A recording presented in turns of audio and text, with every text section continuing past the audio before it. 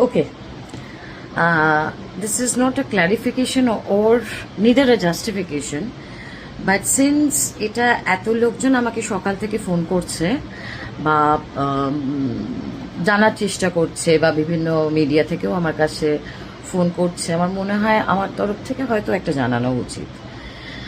আমার একটা বিশেষ, আমি একটা পোস্টার ধরে দাঁড়িয়ে রয়েছি, সেইটা ভাইরাল করা হয়েছে এবং সেখানে ছবিটা দেখলেই বুঝতে পারবেন কি কেন কি বৃত্তান্ত।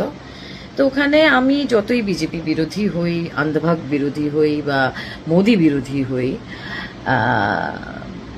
আমাকে কেউ দেশদ্রোহী আখ্যা দিলে সেটাও যেরকম ভীষণ মানে হাস্যকর ব্যাপার, সেটাই একই রকম হাস্যকর হচ্ছে যদি কেউ মনে করে যে ওই রকম ছবির মানে আমি ইচ্ছা করে এই ছবিটাকে আমি হাতে নিয়ে দাঁড়িয়ে করেছি। পেটে তো একটু শিক্ষা দীক্ষা আছে। এটা দিল্লি থেকেই পোস্টারিংগুলো হয়েছে। সেটা ওই অত লাখ লাখ হাজার হাজার ছেলে মেয়েদের মধ্যে ওই ঘামের গন্ধ, ওই অর্গ্যানিক মাঠে দাঁড়িয়ে বিপ্লব যেটা, মাঠের ভেতরে দাঁড়িয়ে বিপ্লব যেটা, এবং ওই রকম একটা বিপ্লব, ওই রকম একটা আন্দোলন, এবং সেখানে যখন লাঠি চার্জ করা হচ্ছে মহিলা পুলিশ এবং এমনি পুলিশও, তখন কিন্তু আমি আর 5টা যুব ছাত্রদের সাথে আমিও দৌড়েছি। এটা আমার জীবনের প্রথম এরকম একটা অভিজ্ঞতা। অনেক প্রতিবাদ মিছিলে গেছি, অনেক মিটিং মিছিল সভা অনেক কিছু করেছি, কিন্তু এইটা হয়নি।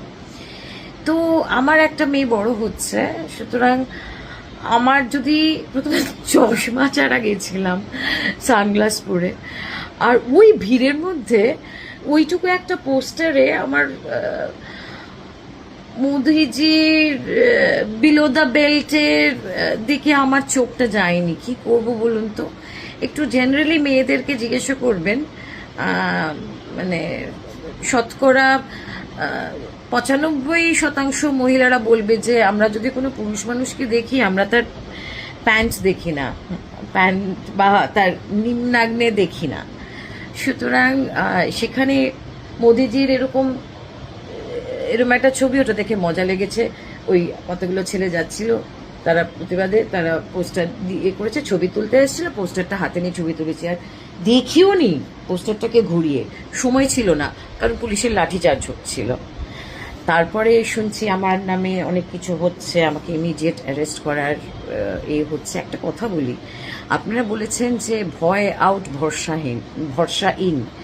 তা আপনারা তো মানুষের মধ্যে ভয় ধরানোর চেষ্টা করছেন। এমন শাস্তি দেবেন নাকি আমাদের মাননীয় মুখ্যমন্ত্রী যে 3 পুরুষ মানুষের মনে থাকবে, এরকম শাস্তি দেবেন?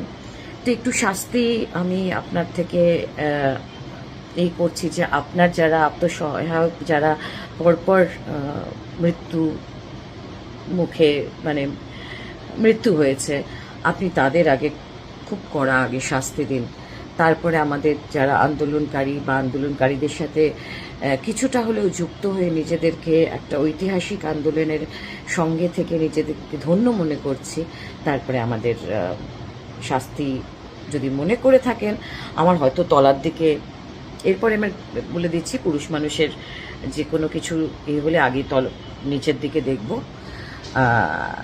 তারপরে তার চোখের দিকে তাকাবো বা তার কথা শুনবো। সুতরাং আমার মতো মানুষ যারা ধৃতিমান, আমার সঙ্গে যিনি ছিলেন, অভয়া মঞ্চের যারা দেখেছেন তাকে, he is one of the four runner amongst many. তো আমাদের রুচিতে বোধহয় ওইটা করা সম্ভবপর ছিল না। এটা বলে রাখা, এরপরে আপনাদের যা মনে হবে আপনারা করবেন। আমাকে যদি অ্যারেস্ট করার ইচ্ছা হয় করবেন, আমাকে ফাঁসিতে চড়ানোর ইচ্ছা হয় চড়াবেন। আবার একটা আন্দোলন হবে, আই এম শিওর আর একটা আন্দোলন হবে। আপনারা তৈরি তো? আমি তৈরি।